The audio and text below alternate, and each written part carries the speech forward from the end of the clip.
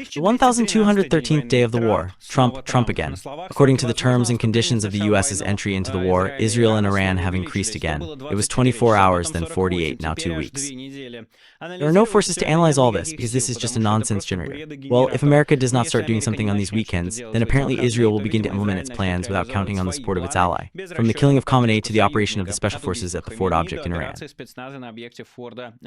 Israel, at the same time, continues to strike at military facilities and nuclear infrastructure of Iran. In particular, the objects in Arak and Natanz were hit.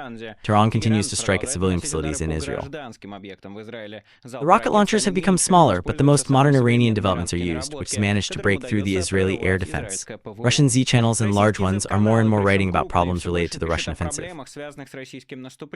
The losses are high and the real results comparable to the necessary efforts are not observed. It is not possible to overthrow the Ukrainian defense. There is progress, but they do not yet lead to strategic significant results.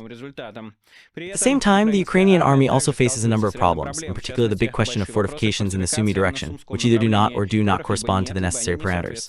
The Russian strike FPV drones are causing more and more anxiety. Russia has seriously increased its opportunities for the production and application of these types of weapons. The Soviet Union continues to restock, which should lead the army to the intermediate goal of stopping the Russian offensive. Let me remind you that in order to achieve this, a strategy of a wall of drones should be implemented, which will allow more Russian soldiers to be killed than Russia is gaining. This and much more in today's fresh summary, which you can support with your like, comment, and subscribe to the channel. All these actions help promote the video, especially your subscriptions. They directly influence the YouTube algorithm, which makes the decision whether to spread the video or not. Well, we move on to what happened in the past day. Israel continues to strike all the goals related to the Iranian nuclear program, at least those that can be struck from the air without foreign aid. The Israeli army struck a non-active nuclear reactor in Iraq. At night, the Israeli aviation struck dozens of military targets, including nuclear objects in Arak and Natanz. This is reported by the press service Sahel. The reactor became the main target in Arak, as reported by the Israeli military. The strike was carried out, among other things, on the construction of an active reactor zone, a key element in the production of plutonium, which is also used in nuclear weapons along with uranium-235. In addition, the Israeli military declared a strike on military production facilities, including factories for the production of raw materials and components for ballistic missiles and air defense systems. Trump will take a decision on military actions against Iran to gain air in Lawlessness for 2 weeks. Zadornov was right in everything. This was stated by the White House press secretary, Caroline Lewitt. She is a fascist Barbie. According to her, Trump believes that there is a significant probability of the start of new negotiations with Iran on its nuclear program. At the same time, the White House also considers the power scenario.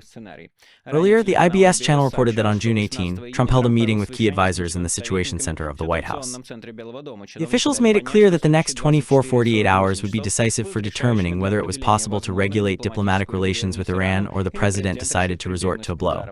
I'm honestly scared of Trump. Okay, I'm a foreign observer. How can allies interact with him is not clear. This is some kind of absolutely chaotic, incoherent clone, the words of which have zero weight. You cannot rely on him at all. You already know all this, but he does not cease to surprise. Logic, common sense, given obligations, all this Trump fucked up. Everyone, of course, remembers how Trump no less than 3 times gave Putin 2 weeks on specific steps to the world, and during these 2 weeks nothing happened. No increase in pressure on Russia, nothing at all. Perhaps before us is another manifestation of the informal principle of politics of the current administration, which is called taco, Trump always checking out. Trump is always full instead of undertaking any decisive actions, which Iran promised. On the other hand, the preparations for the blow go in such a way as if there are not 2 weeks left before them, but a maximum of 2 days. In addition to the transfer of additional fighters and fuel stations, there is an evacuation of American diplomats and members of their families. But if the U.S. does not join the operation on these weekends, then, most likely, Israel hopes that there will be no point in them anymore. What does this mean in practice? This means that Jerusalem will have to take one of its plans. All of them have been voiced over the past week and can include the elimination of Khomeini to sink Iran into absolute chaos. Israel is profitable, the rest of the world is not very. Another option that can include or may not include the previous points is the increase in the effort to change power in Iran. Iran is a large and complex country with a bunch of internal contradictions. The IAEA government does not suit many, and it does not suit actively, including the elite. The optimal option under the pressure of the elite and the population is a peaceful transfer of power from Khomeini to the secular part of Iran. Not the most optimal, but a possible option is a revolution. But another element is the landing of the special forces of Ford, which we discussed with you yesterday. This will be one of the most difficult and dangerous operations in history with high chances of failure. But what can be done? In general, I think that Israel is already working on all these directions, and if the United States does not join, then they will begin a more active implementation of one or all of the above plans. The negotiations on which Trump hopes have already begun, but Iran is clearly not ready for the unspoken capitulation, which the President of the United States previously demanded. According to the interlocutors of the radar agency in the course of the conversation, the special envoy to Trump, Witkoff, from the head of the Iranian Foreign Ministry, Arakchi, the latter stated that Tehran will not return to the nuclear deal negotiations until Israel stops the attack, only that these were the first direct negotiations of the representatives of Iran and the United States. They have so far taken place without treacherous intermediaries, and it does not reassure that from the United States they are led by the absolute incompetence of Wick, who is only remembered to us by the fact that he recounted the demands of Putin and Liv as a real way of regulating the Russian-Ukrainian conflict. Let me remind you, Wick is not a diplomat, he is a developer, a New York developer, Trump's friend in golf, who has no professional experience and no idea what he is doing and what he does. I made a separate video about this, watch it if you missed it. After almost a week after the start of the hot phase of the Israeli-Iranian war, the leaders of the German, France and Britain, as well as the leaders of the Foreign Ministry of the European Union, moved to Geneva on Friday to meet with the Minister of Foreign Affairs of Iran. The world agencies reported about this with a reference to the anonymous European diplomat. The heads of the Ministry of Foreign Affairs will try to find ways to get out of the current hot phase of the Israeli-Iranian conflict. According to the British media agency, the Minister of Foreign Affairs of Great Britain, David Lemmy, will meet in Washington in the near future with State Secretary Mark Rubio. The question is whether Israel is interested in peace talks after another Iranian strike on civilian objects.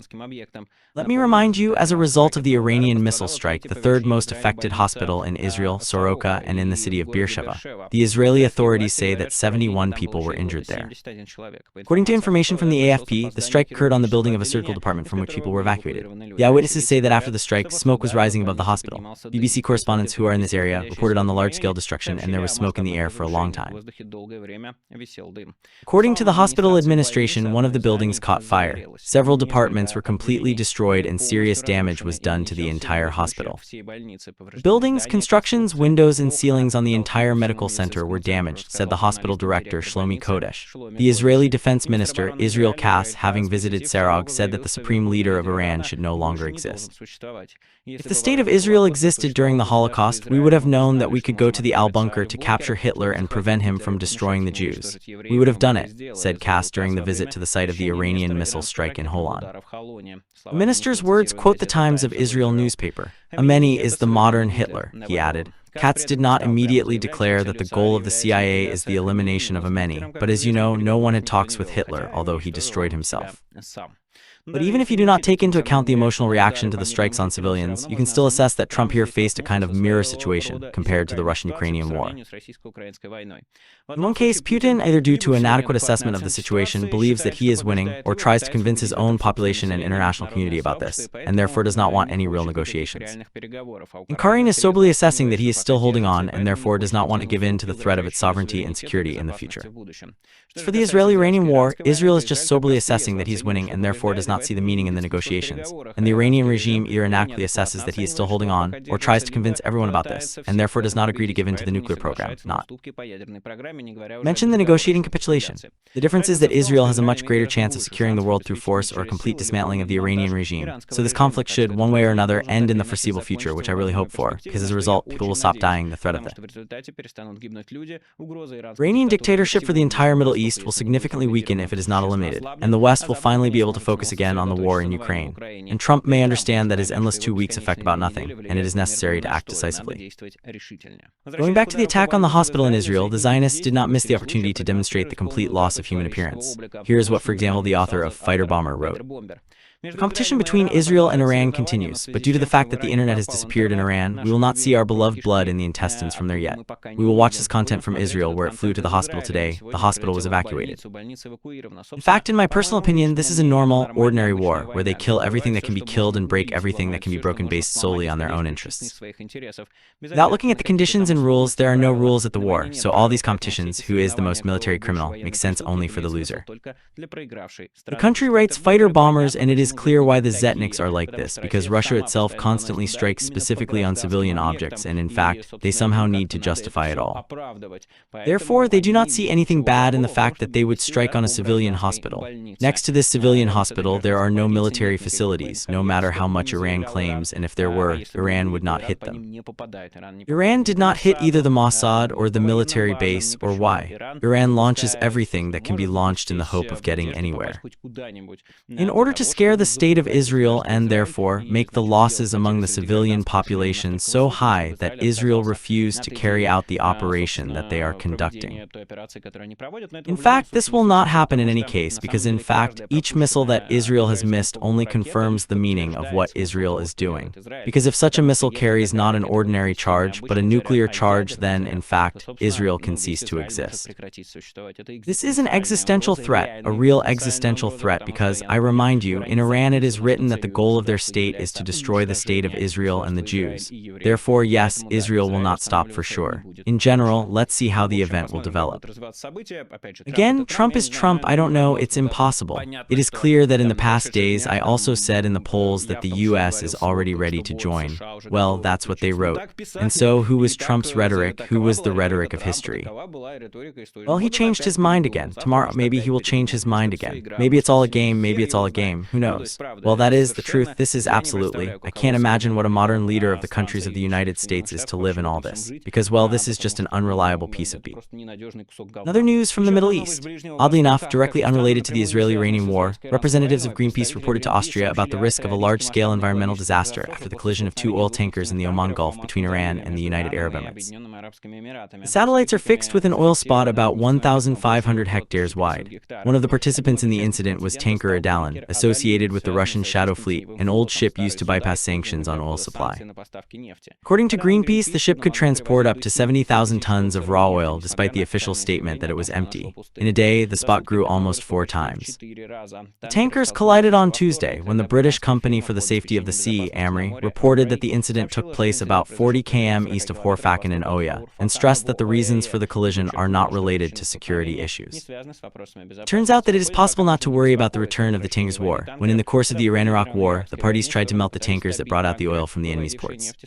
It's just that Russia and other sanctions-based states of the US use such a whole and poorly controlled junkyards, each of which is a floating environmental disaster. This is another reason why it is necessary in every way to make it impossible to use the Shadow Fleet. It's really just dangerous. The NATO summit program in The Hague was shortened to one session so that Trump did not get bored and did not leave. Earlier, Financial Times reports on the link to the sources familiar with the preparation of the event. The working session will last only 2.5 hours instead of the initially planned 3 days, to avoid the premature departure of the President of the United States, as he came to the recent meeting of G7. The whole point is to make the summit as modest and purposeful as possible with as few opportunities for failure, said the Financial Times source. And you can also hold discussions at the summit in the format of a talk show on Fox News, so that he definitely didn't get bored or try to help him, or something else. Otherwise, as a disgrace, of course, you can't call it another reminder that we really came to reality, where the most powerful country in the world is literally controlled by a child. Moreover, this is a little offensive for children, because they are much more stubborn and reasonable than this moron. Meanwhile, the war with Iran continues to take the attention of the West, which negatively affects the war in Ukraine. Due to the war between Israel and Iran, the US Senate has postponed the consideration of the draft bill on sanctions against the RF until July, says Semaphore. Draft bill was presented to Republicans Lindsey Graham and Democrats Richard M. Blumenthal at the beginning of the spring. In its original version, it provided a 50% tax deduction for the U.S. imports from third countries buying Russian oil products, natural gas, or uranium. The authors themselves called the sanctions destructive and destructive. 80 senators out of 100 have declared their readiness to support the draft bill. Here, of course, we need to make a remark that perhaps this is just a convenient pretext, because this bill has been in motion action since April 1, before the war between Israel and Iran was still far away. Meanwhile, Russia continues to suffer blows to the back from its closest partners. At the beginning of the war in Ukraine, connected with the Chinese authorities by hackers, Russian companies and government institutions attacked several times to gain access to military secrets, writes New York Times with a reference to cyber analysts. Perpetrators broke down Russian systems, even when Vladimir Putin and Xi Jinping personally declared cooperation and friendship between the two countries, the newspaper notes. China carried out cyber attacks against Russia and before the invasion of Ukraine. However, since May 2022, they have intensified, writes New York Times. The newspaper lists several fixed attacks. For example, in 2023, the Chinese hacker group Sanyu, using separate addresses of email, was trying to get access to the data about a submarine, the Taiwanese. Company TMT5, which connects the attack with the Chinese authorities, found out. Another group, financed by the Chinese authorities, attacked Roste, the company Palo Alto New Works, found out. Another group of hackers used infected text documents to get access to the data of the Russian aircraft industry and state agencies, according to the Ukrainian Agency for Information Protection. According to experts at the New York Times, the Chinese army may not have enough combat experience, while in Beijing they consider the war in Ukraine as a chance to get information about modern tactics of war and Western weapons. China is likely to seek to collect intelligence data on Russia's activities, including its military operations in Ukraine, defense developments, and other geopolitical maneuvers, said a researcher at a Taiwanese company on cybersecurity Team T5 in Chechnya. Team T5 was tracked by several attacks aimed at Russia, and the most active was the Mustang Panda Group. Its origin is unknown, however, according to the director of intelligence of Sophos Ray for Peeling Company. Its activity looks related to the Chinese initiative One Belt, One Road. The U.S. has also been attacked by this group, and the U.S. authorities consider it a sponsored state. Kremlin publicly talks about China as a partner, and Putin calls Xi Jinping his friend. However, in reality, the relationship is much more complicated. 2 weeks ago, even New York Times reported that it received an internal document from the Department of State Intelligence of the FSB, in which China is called the enemy. In it, the Special Service expresses concern for Beijing's interest in the Russian Far East, as well as warns about Chinese espionage in the Arctic. In the 9th and 15th years, Russia and China concluded an agreement in which they agreed not to use cyber espionage against each other, as New York Times recalls. Before we go directly to the combat actions in Ukraine, I remind you that you can support this video financially. You can do it on Patreon, the link to which is in the description. Subscribe to a certain support, get all sorts of bonuses, your name at the end of the video. A joint chat with the patrons and closed broadcasts for patrons. Well, again, they haven't been there for a long time. I haven't been able to spend it yet. Sorry, there's not enough time. I'll try to fix it. But you can also buy an NVPN, a means to bypass blocking, which allows you to bypass blocking, watch YouTube at normal speed, use Twitter, Instagram, visit blocked media, in general, do everything that pleases you, including use Discord. Russia is trying to hinder your ability to get information, but the government should not decide what to watch, listen, and read. Therefore, buy NVPN by the link in the description. This is legal. In Russia, it is not prohibited to use and buy VPN. All this will support the release of new videos, for which I thank you very much. There are no oligarchs behind me, there are no scouts behind me, there are no countries behind me, there are no grants behind me, nothing except you. And thank you very much for this. Well, let's start from the Sumy direction. The Ukrainian military inspector Konstantin Mashevitz says that in the Sumy direction, Russian forces are moving to Vorchino, capturing the settlement from the flanks. Stubborn battle of Zivanikovka continues, where the Russians managed to occupy at least the western part of the village. The battle of Zivanikovka in the Sumy continues, the Ukrainian military author of the Telegram channel Bakhmutsky Demon confirms. Russian assault groups are trying to attack the retreat, but the situation is difficult, he admits. In the deep state, they continue to cover up the situation with fortifications in the Sumy, which still leaves much to be desired. That's what the analysts said this time. Against the background of active discussions about the engineering fortifications in the Sumy, the head of the Sumy OVA published a rather strange post about the anti-drone grid, which for some reason should protect against enemy eyes and complicate enemy air reconnaissance. Even more interesting is the moment of conducting work in border villages, which the enemy has already occupied. The absence of the grid itself on the posts, and let it be considered that the process of work is only going on, although the anti-drone grid can be considered a part of the FAS engineering fortifications. In the context of modern combat actions, these are not the fortifications that were needed to make it difficult for the enemy to advance and repel assault actions. In particular, we are talking about anti-tank rifts, dragon teeth, jaguars, barbed wire, mine dams, and the like. The network is actively discussing the only reason why the enemy was actively firing, so it was difficult to build, unreal, and so on. But even in the first posts about the engineering fortifications on Sumchina, we foresaw this moment and considered it in research. Therefore, when communicating with the fighters, they asked whether it was possible to build fortifications. They answered that yes, it was possible. For the sake of justice, it is worth mentioning approaching the border of the Donetsk and Dnipropetrovsk regions, where engineers build FFs in the zone of increased risk of hitting the drones. There are shelling regularly, but this aspect is taken into account by the anti-drone protection equipment. Whatever excuses and reasons there are now, the past cannot be returned, so there are a lot of questions to those who then answered for this.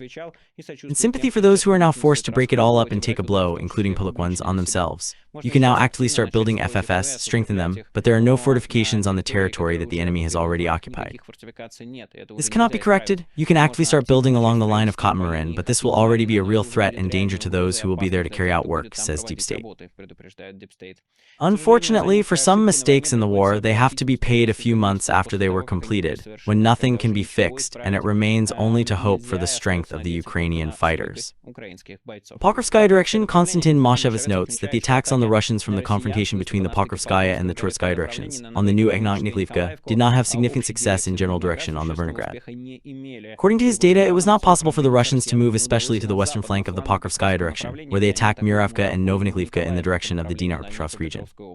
Moreover, the defense forces carried out a successful counterattack near the north of Orhiv, throwing back the enemy from the administrative border of the Dnipropetrovsk region, reports Mashevitz. By the way, in the area of Orhiv, a rather illustrative video was shot about how a typical Russian assault of a small infantry group takes place. On it, the 35th Marine Brigade of the Soviet Union destroys the Chinese Goddess Desert Cross, which is a golf car, on the battle with Russian soldiers. That's how most of the new contractors end their journey. Some of the Z channels, they give an assessment of the situation in the Pokrovsky direction, which is different from the general bravura tone of the pro-Russian telegram. Here, for example, what is written in the channel, "Don't stop a war." In the Pokrovsky direction, we try to cling to any opportunity. Settlement of the Dachna still gnawing does not give us the opportunity to take it completely under control. The difference between us and the elves is that they use an infinite number of FPV, and we are a living force. Yes, some of the ethnic groups call the Ukrainians elves, contrary to the fact that the Russians are called orcs. Apparently, they believe that this is also an insult. Our small groups, risking their lives, continue to climb and try to take at least a few square meters, but so far there are no serious progress. There are some areas where the elves were able to push us away and strengthen their position. In the area of Shevchenko and Novokrainka, these are the settlements that you call Babka village. There is little progress, but we failed to strengthen ourselves. The elves at the moment are working to destroy the living force, not to hold the territory. They are not going to surrender, but their soldiers are very motivated and complain about this channel. In Deep State, we talked in detail about the situation at the junction of the Pokrovsky and Toretsky directions. The joints are generally one of the most important problems of the Ukrainian army. Well, you can draw a conclusion that has taken place, I don't know, a year, because most of the effort is used on these joints, since they're, due to the interaction, not always ideal, but the interaction of different units, there are big problems. Here's the situation at the junction of the Pokrovsko and Tortsko directions, where the Russians attack Konstantinovka and Mirnograd. The gate has advanced in the area of Alexander Kalinov, analysts report. The situation around Konstantinovka continues to remain one of the hottest, and the plan of the enemy on this site creates constant escalation. Earlier, we wrote about the settlements of Alexander Kalinov and Katarinovka, which are important in the area of Tortsko, since the Russian exit to these villages can create a threat of logistics to the city, taking it under fire control, as well as to put an unpleasant situation in the area of holding SA Cherbanovka and Petrovka. The moment, the Russians from the country of Novolanovka are trying to approach Yablanovka, and from Zari and Romanovka they are constantly pushing in the direction of Ekaterinovka. The forces of the defense are making an effort not to make progress, but unfortunately the effective operation of enemy drones and the number of infantry troops make themselves known. At the same time, the situation in Severny Tortsko in the area of the settlements of Dachno-Dolivka is complicated. There, the Russians recently had a promotion and were constantly putting pressure around the city, and the Russian exit to another Dolivka puts in an unpleasant position the division that holds the area of Kurzyamovka. This section of the front generally requires separate attention, since the Katsapov spent there the accumulation. The forces without a stop storming the position of the Ukrainian fighters, and the brigades that are responsible for this section for a fairly long period of service have accumulated serious problems, at least. Requires strengthening. Briefly, in the area of the Popavaya Yar and Malinovka settlements, the first is important for the Russians to move further into the depth and introduce pilots to work on logistics, which is already in the area of Druzhkovka. They have already had such attempts, but so far they are forced to start their crews literally to zero. Malinovka is this way first to the economic one, which can become a support point for the enemy, and then to Mirnograd, Pokrovsk, to be predicted in Deep State. It is worth noting here that some Zetniks, for example, the same Yuri Podolyak, the largest Zetnik, more than 3 million subscribers in Telegram, draw a rather pessimistic picture for the Russian armed forces in this direction. Here's what Podolyak wrote. Konstantinov's direction at 190625, Yablanovka, Alexander Kalinov, Stupachka, Belayagora. Here, the Ukrainians, having moved against the 8 units that tried to cut off Konstantinovka from the west, managed to stabilize the front and imposed heavy bloody battles for Yablanovka and Alexander Kalinov. At the same time, it should be noted that the command of our 150th MSD, regardless of this sharply changing situation, that the Azov Sea are not boys to beat, because the Azov Sea, which have been here before, continue to try to conduct large mechanized assaults in the direction of Alexander Kalinov, which every time end up with large losses and almost without a result. And this is followed by the command of the 150th MSD and the command of the 8A. We just have to pay attention, otherwise we will not be able to avoid senseless, large, and without a result. And there is no need to go far for examples. It is enough to simply take the experience of the 4th MSBR from the 132nd MSBR, which in the area of Delivka and Belogorye continue to successfully tear off the defense of the enemy and move on to Konstantinovka from the southeast. There are also attempts by our units from the Stubochka district to move to Pertichino. There are tactical successes. Here I note that there has been no confirmation of these successes from the Ukrainian side yet. Moreover, other Zetniks, for example the same Anatoly Radov, dispute the statement of Podolyaka about control over the Stupochkas of the southern Chasiv Yar. We hold our fists and pray for the guys, writes Podolyaka. Well, we also hold our fists, we also pray for the guys, but not for those, but for these. We pray that they stop being a problem for Ukraine as soon as possible. Now let's move on to the South Donetsk direction. Mashevitz says that in the South Donetsk direction, which is called Novopavlovsk, the VSRF seeks to develop success after the breakthrough in the Zaporozhye and Dnipropetrovsk regions and to squeeze out the Ukrainian defense force from Alexivka, which I will remind you they have already largely taken even with Logvtik. However, their plan is hindered by the fact that Ukrainian defenders are desperately clinging to Bogodar and Alexivka. Western Russians captured Fedorovka and Ardnaya, but failed to completely occupy the village of Kamer. According to Mashevitz, the Russian forces are trying to reach the border with Pavlik-Podubno and thus capture the entire southwestern part of the Donetsk region. Western Russians are also trying to occupy the free field and have a promotion in this populated area, says Mashevitz. The village of Torskoye on the eastern bank of the Oskal River remains on the Lemansk direction, although many of these channels have already taken it 100 times and painted it accordingly. This was reported by military blogger, Z-blogger Anatoly Radov. There was a link to Torskoye that the village of Torskoye was written by him. Now probably everyone will notice that it is not behind us. Radov means that there was a video with Ukrainian soldiers which can be geolocized in Torskoye. The data of the objective control again did not coincide with the alternative reality drawn by the Zetniks. It's okay, the audience will eat anyway. Russia continues to increase the use of drones on the battlefield. This is told by the author of the channel officer of the Ukrainian channel, the channel of the Ukrainian military. That's what he writes. On the battlefield, the number of drones at the enemy is many times more than the number of potential targets. In some directions, the enemy has increased the supply of FPV drones and the pilots themselves so much that they do not work only on the data that the intelligence gives, but simply patrol the area until the battery runs out or until they find the target. So, in the non-stop mode, the number of drones has also increased. Drones are mainly on the optical fiber, meaning drones that do not risk the battlefield but sit on special legs on the road and wait for the enemy's technique. This tactic was adopted by the Russians and the Ukrainians actively uses it. In addition, they have pilots of different levels. Experienced aces sit as far as possible from the line of combat contact in normal shelters, and the consumable material, even among the drones, they have such and sits in holes in 1 or 2 kilometers from the line of combat collision. It is not at all a pity to lose them. Therefore, it is necessary to focus on the destruction of the pilots. But now the problem is not so much in the means of loss or attention to such purposes, but in the means of reconnaissance and detection of enemy pilots, the officer considers. He also talks about the development of the Russian tactics of the use of drones in the example of the Kharkov region. Between the Volchansk and Kupiansk directions, the enemy, that is, the Russians, continue to try to break our backs, the officer tells. I want to note that the so-called kill zones in the Volchansk direction appeared long before such phenomenon occurred in the Konstantinovsk direction, approximately the same as when it all started in Kherson. The reason is the appearance of experienced subdivisions of FPV pilots in these directions. Not only are they experienced, but they also have a normal supply of their own laboratories and workshops for the development of certain directions.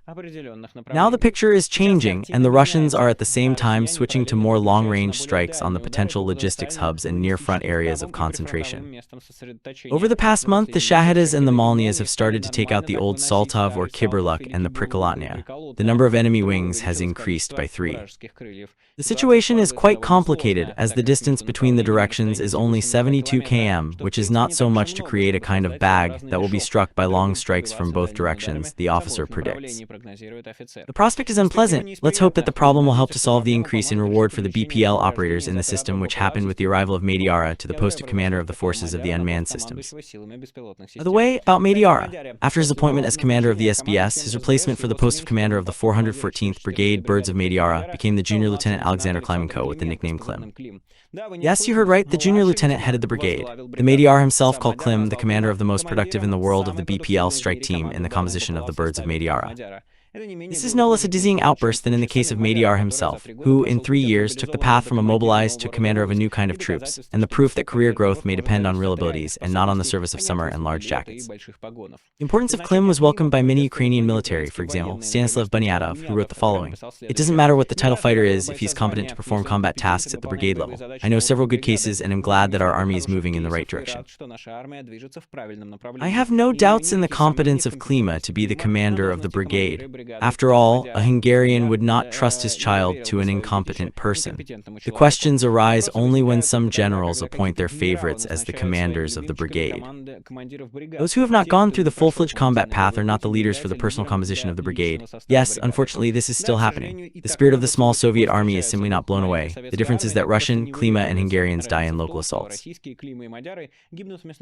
And in Ukraine, they have a chance to be in their place. Meanwhile, the forms of the concrete plans of Russia for the growth of the production of shacks are being obtained, which was recently warned by Ukrainian military experts and volunteers. North Korea considers the possibility of sending workers to the factory to produce drones in Russia, increasing the production of products in exchange for training in the control of drones, says the Japanese news corporation NHK. According to NHK, which refers to diplomatic sources in the West, North Koreans can send North Koreans to work in a special economic zone of Alabug, where there is a production of UAVs. 25,000 workers from North Korea will be sent there in total, says NHK. This will certainly be invaluable help for Russia, given the lack of workforce in the Russian economy as a whole and in the OPC in particular. Ukraine only remains to increase the production of drone interceptors, and Western partners must invest the appropriate funds in it. Technologically, the Shahedas continue to improve, says the Ukrainian drone specialist Sergei Flash Peskrasnov. Here's what he writes. Today, for the first time, the Shahd with a camera, a system of direct radio control from the RF, and a module of artificial intelligence. Machine vision was recorded for the first time. The development of such a Shahd was known for a long time, but the first application was recorded only now. The radio modem allows you to control the Shahd at a distance of up to 150 km from the Russian border or the front line, or at long distances using aerial retranslators in our airspace. Let me remind you, both Flash and volunteer Sergei Sternenko see the solution in mass production and the application of aircraft drones, especially since now the Shahds are flying more and more often at an altitude that is inaccessible for machine guns of mobile fire groups, and such interceptors are already showing the first successes which can be quickly scaled. They hope that the Ukrainian fund will turn alive. "We are setting up the Shahid Apad enemy," writes in the fund's channel. "In the middle of the spring, we began to provide a drone unit. It means to knock down the Shahedas. Thanks to the pilot party, the interceptors from the fund, 17 Shahedas BPs have already been destroyed, more than 30 BPs like Gerbera, a cheaper version of the Shahedas. This is not much, but our experience shows that the path from several knockdown drones a week to several hundred a month is real, so it's time for the drone attack to take over the Shahedas. For more than 2.5 years, the Russians terrorize Ukraine, kill, cripple, and destroy, including with the help of these strike BPLs. We have a working, tested solution. We have the necessary experience. We know how to fight them. It remains to be done for your support, because beating the Shahd requires more expensive solutions. So if you're looking for where else to send your donation, then the Shahid Apad from the Turn Alive fund looks like a good investment in the protection of civilians of Ukraine. Meanwhile, in NATO, apparently they are developing a drone interceptor capable of counteracting not only the Shahd, but also a planned air bomb, the right to which has not yet been found. France and NATO have tested the funds that should counteract the controlled air bomb, the military edition tells. The tests were united by a powerful alliance of international partners, including the United Forces of NATO, the French General Arms Management, as well as key Ukrainian representatives. As part of joint efforts, 3 key startups were involved: Alta Ares, Atrade, and Titan Technologies. Alta Ares probably is developing an artificial intelligence reconnaissance system, which is able to track aerial targets. Atrade specializes in autonomous UAVs, while Titan Technologies also works with artificial intelligence and drones, capable of intercepting aerial targets. The products of these companies partially reveal the essence of the technology, which is being prepared for the fight against controlled aerial bombs. It is likely that this will be an inexpensive drone, which is able to detect the bomb in the air and land on it. Such technology is urgently required in Ukraine, the military report reminds. It is known that now the Russian air and space forces are actively carrying out massive airstrikes along the second line of defense of the Ukrainian defense force in the region between Pokrovsk and Konstantinovka. As I said in one of the previous interviews, the analyst Clement Monlin found traces of 950 airstrikes in 3 weeks on satellite images of the site. The operational and tactical use of the MPK has already repeatedly given Russia the advantage of concentrated fire. Since the Battle of Avdiivka, it is important to deprive the FSRF photograph of such an advantage in order to hold the front line and not allow it to break through.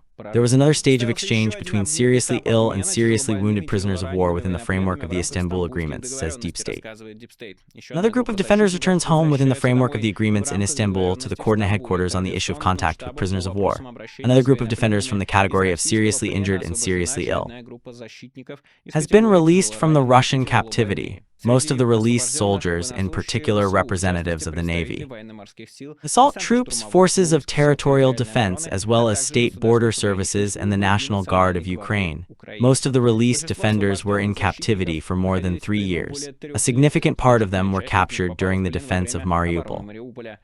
All released defenders today are representatives of the private and sergeant team, it is said in the message, and this is a great Ukrainian diplomatic victory. Indeed, if you manage to return the defenders of Mariupol, which Russia does not want to give in any conditions at all, never. In the meantime, new details of the transfer of the Russian bodies of the dead to the Ukrainian side have appeared.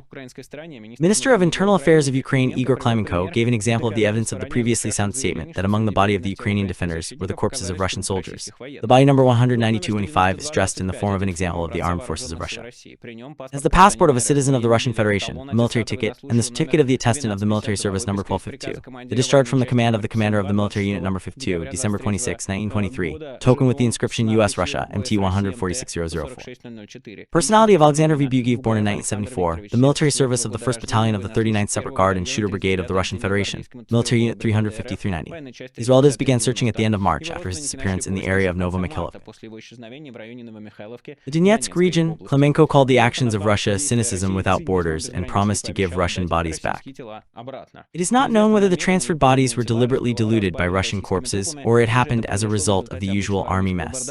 However, both look like a complete neglect of the country of Russia by the dead soldiers and their relatives. It should be said separately that Russia is trying, at the expense of the transfer of bodies of Ukrainians, to create such a propaganda information tension, telling that, look, we transfer 6,000 bodies, they give us 20 bodies. Here is the real ratio of losses. Well, anyone who is immersed in this, including even relatively honest Zetniks, he will explain to you what the matter is. Well, that is, Russia has been coming for a year and a half. That is, here you have a map of hostilities, here is Russia, here is Ukraine. And Russia is moving forward slowly. Well, that is, I even showed too much, in fact, it is like this. And when you have a collision and endless Russian assaults, Russian bodies remain on the territory which Russia then captures. Ukraine will not risk and go to the outskirts to take Russian bodies. This is nonsense. At the same time, unfortunately, the bodies of defenders of Ukraine also remain on the territory which is captured by the Russians. Therefore, naturally, almost all bodies, both Russian and Ukrainian, eventually end up in Russia. Because it continues to come, Russia's losses are much higher than that of Ukraine, but we will talk about this today in a separate video where I will explain all this in detail. Therefore, the idea that Russia can deliberately dilute bodies with Russian bodies, it has a right to exist, because their task is to write as many numbers as possible. Their task is to say, look, how many bodies we pass on. Because people who do not really understand what is going on, how the war works, who is advancing and so on, they are like, well, yes, really, if Russia passed 6,000 Ukrainians to their bodies and Ukraine is like 27, then probably Russia kills much more Ukrainians. Well, and that's it. So I can imagine it, but I can also, for justice's sake, just imagine an army mess, because Russian morgues are overflowing, obviously overflowing with Russian and Ukrainian bodies, and sometimes it is impossible to distinguish whose body it is if the drone worked well. Or the artillery flew in and there, in fact, you only have rags. Therefore, I quite allow a mess, although it is not noticeable that the Russian military uniform, Russian token, Russian military ticket is rather strange on the body. President of Ukraine Vladimir Zelensky signed a decree on the appointment of Brigadier General Gennady Shapovalov as commander of the ground forces of the Soviet Union, writes on the facts of Ukraine. Shapovalov received military education in Ukraine and completed in the U.S. Military College of the Army, where he prepares senior officers of the Ukrainian ground forces, the agency notes. Defense Minister Rustem Umerov congratulated Shapovalov on the appointment of a new position. As reported in the media, over the past years, Shapovalov commanded the troops of the South Operational Command. He also completed tasks in Wiesbaden, Germany, within the framework of cooperation with NATO partners, coordinating important elements of international military cooperation. I am sure that the combination of practical combat experience, management decisions at the level of operational command, and understanding of the principle of compatibility with partners will be a strengthened foundation for the further development of land forces, wrote Umerov. Zbada, I remind you, this is not just a mission. It was there that close cooperation with NATO partners was carried out up to the indication of specific goals for American weapons. By the way, I have a separate video about this, see if you missed it. Ukrainian military analysts have not yet responded to the purpose of Shapovalova, so there's no answer to the main question yet.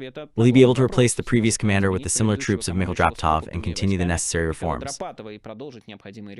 Do you think that, unlike Drapatov, Shapovalov does not carry out direct command of the troops? That is, will he be able to fully concentrate on his main job? It remains only to wish him success. We hope that he will really be able to finish what he started with Drapatov. In the Russian army, the threat of zeroing serves not only to maintain discipline, but also for banal exorcism.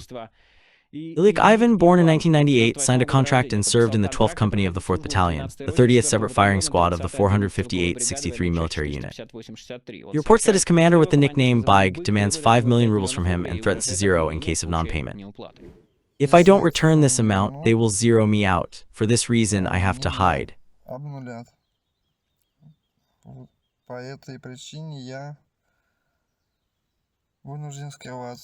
It all started with the fact that I began to write a report for vacation, and I wrote a report and went to the commander.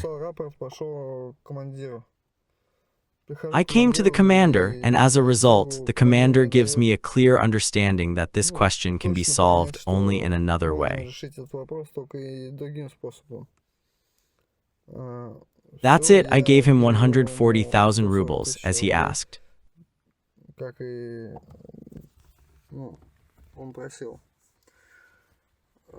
As a result, I came on vacation, but I'm not going back now since they started to borrow money from me. At first, Commander Ivan demanded 500,000 rubles from him, but over time the amount grew to 5 million. Ivan refused to transfer the money, referring to their absence. I told them that I would not throw away the money since I allegedly do not have such a sum for the construction of the dugouts.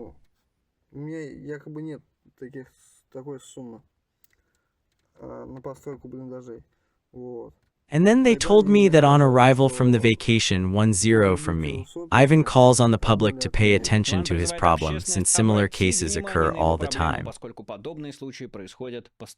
But I agree with everyone that similar cases occur all the time, at least one falls into my list. In fact, much more. I highly recommend the Telegram channel, Do Not Wait for Good News.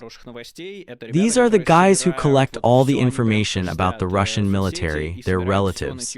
5 or 6 of these things are published every day. День по 5-6 штук такого происходит, ну точнее, по 5-6 штук такого публикуется, сколько еще не публикуется, это отдельный вопрос.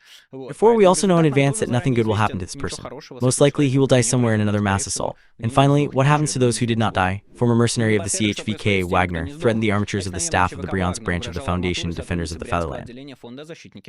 As it became known, the 29-year-old former mercenary of the CHVK, Wagner, Viktor Fursov, who was under administrative surveillance, threatened the murder of the social coordinator of the Putin Foundation Defenders of the Fatherland, Yulia Ardakova, right in her office in the village of Khomeini. Ardakova is engaged in escorting veterans of the war in Ukraine, helps them with employment, and provides social support. Fursov turned to her on May 15 with a request to help with employment. We offered a vacancy to a welder. After that, according to the sources of Astra, Fursov repeatedly came to the foundation and behaved inappropriately. Once he demanded to open Ardakov's office and claimed that his personal belongings were stored there, and he said that the foundation employees had drank his blood. And the other time, the foundation came with a metal armature in their hands and said that Ardakov was given 40 days. Fursov's mother confirmed that her son has been behaving inappropriately lately and needs medical care. Now he is hospitalized in Moscow. Ardakov refused to write a statement about the crime, saying that she did not perceive his actions as a deadly threat and does not feel in danger. Nevertheless, according to the master, a check is set in relation to Fursov. The only question is when he will kill someone. Well, let's hope that he will bet on some military or in the extreme case, although I also condemn this to the employees of some Putin's fund, which is just interacting with the military. Well, let's hope he will not kill any of the ordinary citizens who have nothing to do with this. Kamia, accused of pedophilia, decided instead of the court to go to war, replenishing the new elite. As it became known, the author of the 30-year-old resident of the Udorsk district, Kamia, Anatoly V, is accused of carrying out beep acts against his minor daughter. According to sources of Astra, the incident occurred in the autumn of 23 when the girl was 8 years old. He encouraged her to undress, demonstrate his beep organs, and masturbated in her presence. Anatoly V. was detained after almost 2 years. On June 16, he was charged with Part 4 of Article 132. He confessed his guilt. After that, the security forces offered him to sign a contract for the participation in military actions in Ukraine, which Anatoly V. agreed to. The next group is the new elite, pedophiles, murderers of all power, plunderers and such, I remember, was in the Russian army.